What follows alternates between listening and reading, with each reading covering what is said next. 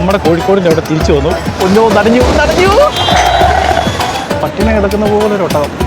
കുഞ്ഞുപിള്ളേർക്ക് വേണ്ടിയാണ് ഹെലികോപ്റ്ററിൻ്റേത്. ആ ഒരു കടി അങ്ങ് തീർന്നു. അപ്പോൾ ഇതാണ് സംഭവം. കോഴിക്കോട് ബീച്ച് തന്നെ കേട്ടോ, പറയാതെ വയ്യ. ഡോൾഫിനെ കണ്ടു. ഡോൾഫിനാണ് വലിയ മീനായിരുന്നു. നല്ല സ്പീഡിൽ ഇത് കറങ്ങുന്നു കേട്ടോ, നല്ല സ്പീഡിലാണ്. കടൽ റാണിയോ അതല്ല, മത്സ്യകന്യക, കല്ലിമക്കായ, ആ സെയിം ഒട്ടകം തന്നെ കേട്ടോ. ഇത് നമ്മളുടെ ഹാർബർ.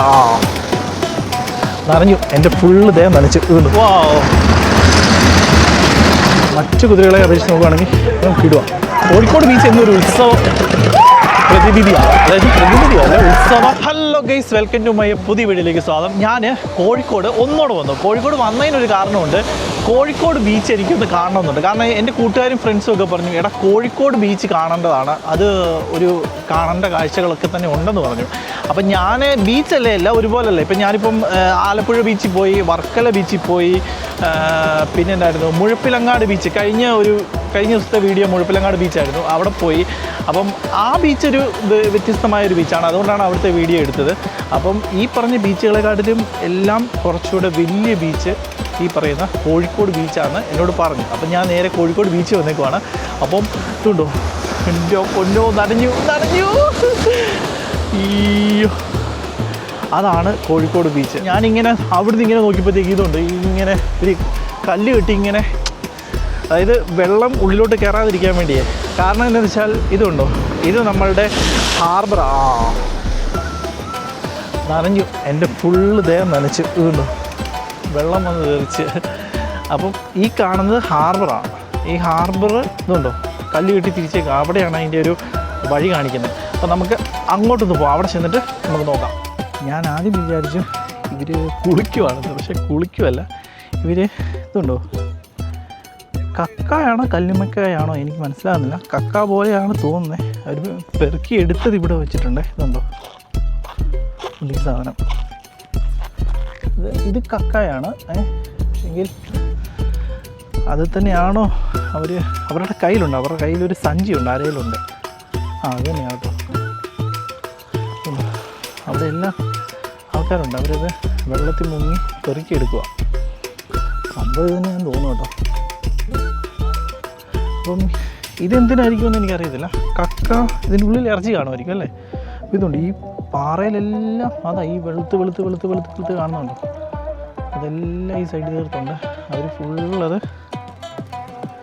പെറുക്കി എടുത്തു. ഇതിപ്പോൾ അവർ വെള്ളത്തിൽ മുങ്ങിയെടുക്കുവാണ്.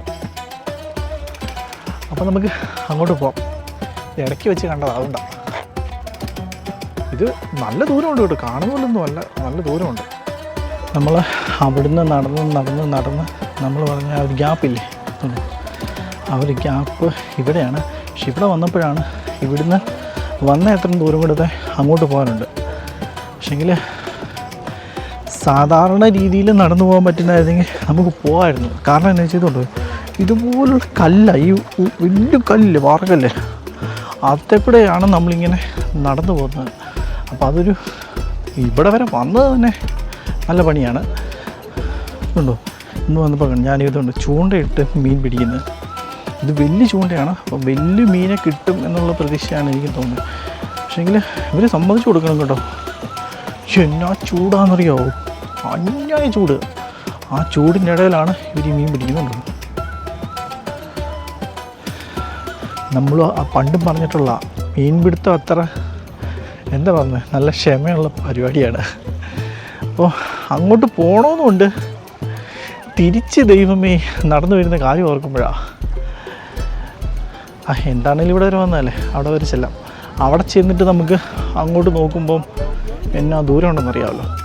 ഇതുണ്ടോ, ഇതുപോലുള്ള കല്ലുകളാണ്. അതായത് നമ്മൾ നോക്കി നടന്നാലേ കാലൊടിയും, അല്ലെങ്കിൽ എന്തെങ്കിലുമൊക്കെ പറ്റും. അതുകൊണ്ട് സൂക്ഷിച്ച് നടക്കുക. അങ്ങനെ ആ ഒരു കടി അങ്ങ് തീർന്നു.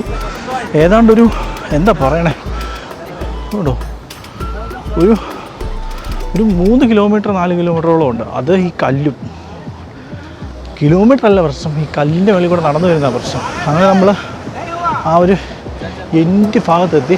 ഇവിടെ വരുമ്പോൾ സൂപ്പറാണോ, പറയാൻ വയ്യ കേട്ടോ. ആൾക്കാരൊക്കെ വന്ന്, ഹിന്ദിക്കാരൻ മൊത്തം.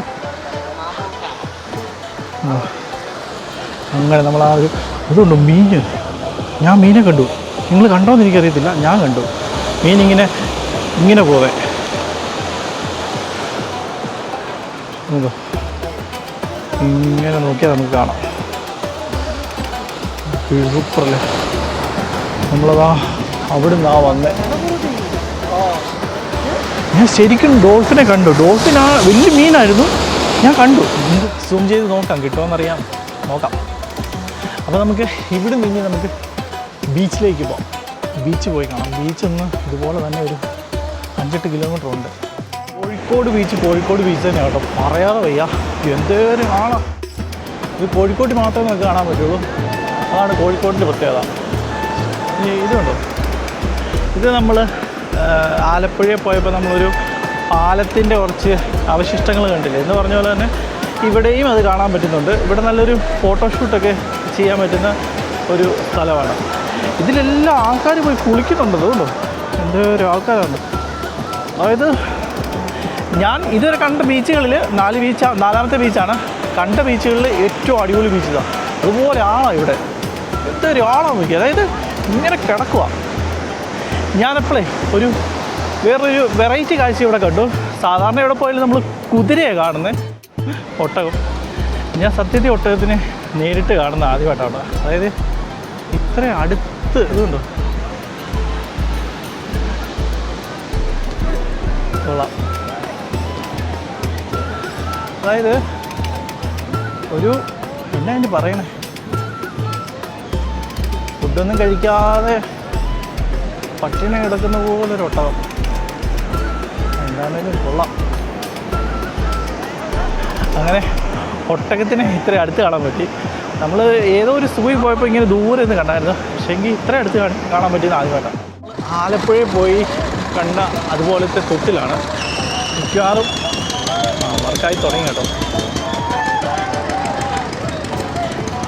നല്ല സ്പീഡിൽ ഇത് കറങ്ങുന്നു കേട്ടോ, നല്ല സ്പീഡിലാണ്. പൊന്നോണ് തൊട്ടിൽ. ഇത് വേറൊരു സംഭവം കേട്ടോ.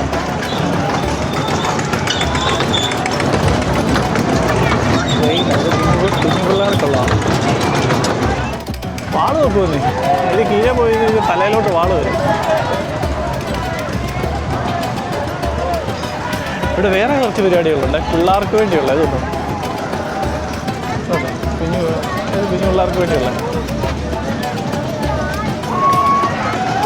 അവിടെ ഒരു വെറൈറ്റി പരിപാടിയുണ്ട്, അത് നമുക്കിത് കാണാം.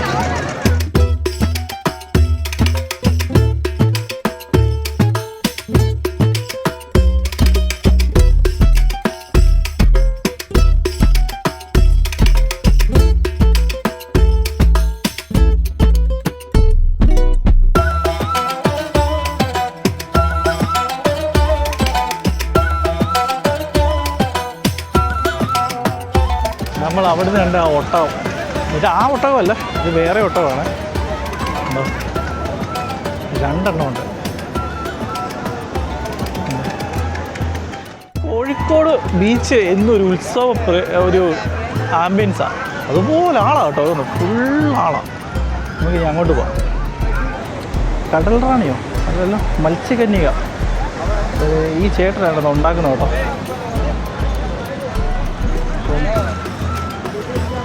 ഇതാണ് മത്സ്യകന്യകയാണ്. വാവ്, ഇത് കുറച്ച് വ്യത്യാസമായ പരിപാടിയാണ്. ഇത് കുഞ്ഞുപിള്ളേർക്ക് വേണ്ടിയാണ്, ഹെലികോപ്റ്ററിൻ്റേത്. ഇത് കുഞ്ഞുപിള്ളേർക്ക് വേണ്ടി തന്നെയുള്ളതാണ്. കാറ്.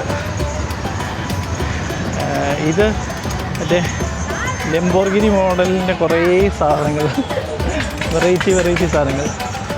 അപ്പം ഇത് നമ്മളുടെ അപ്പുറത്തുനിന്ന് കണ്ട ആ ഒരു ട്രെയിനാണ് കേട്ടോ. അപ്പം നമ്മുടെ ഇതുണ്ട്, ഇത് ആടി തുടങ്ങി. ഇപ്പോൾ കാർച്ചമുകളൊക്കെ കേൾക്കാം. അപ്പുറത്ത് കണ്ടുപോലെ തന്നെ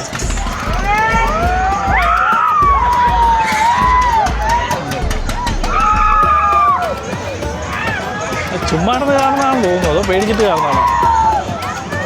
ഇത് നമ്മൾ തൊട്ടപ്പുറം കണ്ടില്ലേ പിള്ളേർ കിടന്ന് കാണിക്കുന്നത്.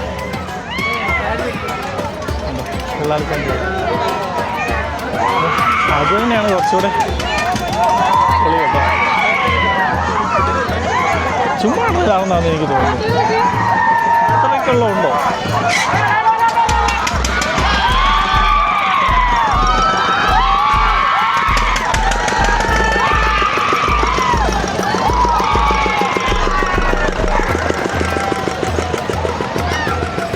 തോന്നല്ലേ, പേടിയാവും. അമ്മ പേടിയാവും.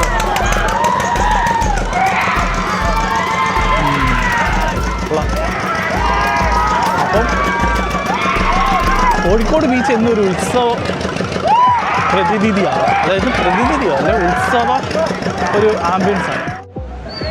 വെള്ളക്കുതിര. അപ്പോൾ ഈ കുതിരപ്പുറത്ത് കയറാൻ പറ്റും. ഇതിന് 100 രൂപയാണ് ഒന്ന് കയറുന്നതിന്, ഒരാൾ കയറുന്നതിന് കേട്ടോ. അപ്പോൾ ഒരു കുതിര ഉണ്ട് ഓടി വരുന്നത് കേട്ടോ.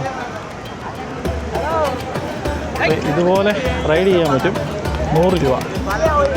കൊള്ളാം അല്ലേ? നല്ല സൂപ്പർ കുതിര, നല്ല രസമുണ്ട് കാണാൻ. ഉണ്ടോ അനങ്ങാതെ നിൽക്കുക. ഒറ്റ തൊഴിക്ക് നമ്മുടെ പടകളാവും. അപ്പം അത് നമ്മുടെ 3ാമത്തെ കുതിര, ഓടിപ്പോയ കുതിര. ഇത് സൂപ്പർ കുതിര കേട്ടോ. ഇത് നല്ല സൂപ്പർ കുതിര. ഇതിനാണ് കുതിര കേട്ടോ. മറ്റു കുതിരകളെ അപേക്ഷിച്ച് നോക്കുകയാണെങ്കിൽ കിടുക.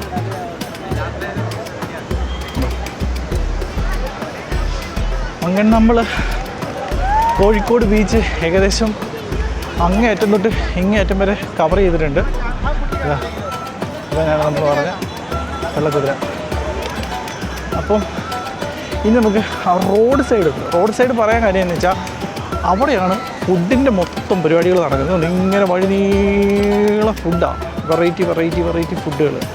അപ്പം ഫുഡ് കളക്ഷനും കൂടെ നമുക്കൊന്ന് നോക്കാവേ. അങ്ങോട്ട് പോയി കഴിഞ്ഞാൽ നമുക്ക് ഒത്തിരി കാണാൻ പറ്റുമായിരിക്കും. നമുക്ക് നോക്കാം, റോഡിൽ കയറാം. അങ്ങനെ നമ്മൾ അങ്ങ് ദൂരെ കാണുന്ന അവിടെ പോയിട്ട് ഇങ്ങനെ വന്ന്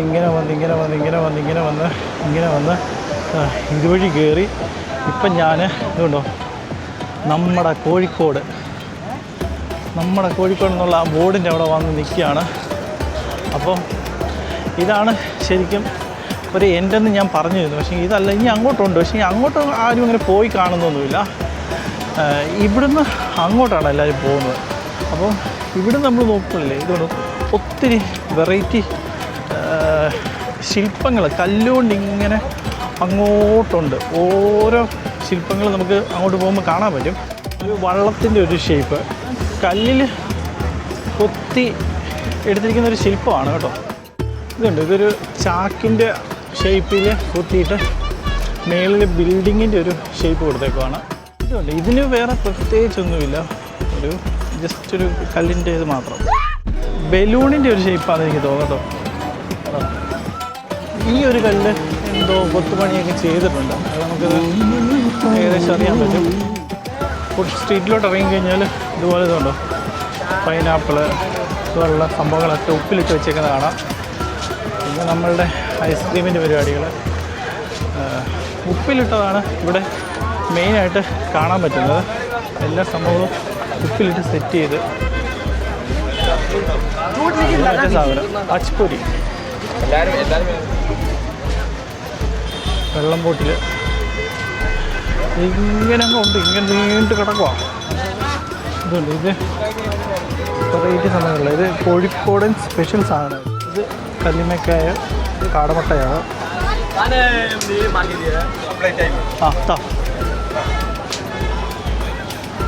അപ്പോൾ ഇതാണ് സംഭവം. ഓറഞ്ച് കേട്ടോ, വെറൈറ്റി ഓറഞ്ചാണ്. അപ്പോൾ ഞാനൊരു ഫ്രഷ് ഓറഞ്ച് ജ്യൂസ് പറഞ്ഞു. മറ്റ് തുപ്പാട് തെറ്റി. അപ്പോൾ പിന്നെ ഓറഞ്ച് ജ്യൂസ് കുടിച്ചില്ലെങ്കിൽ ശരിയാകത്തില്ല.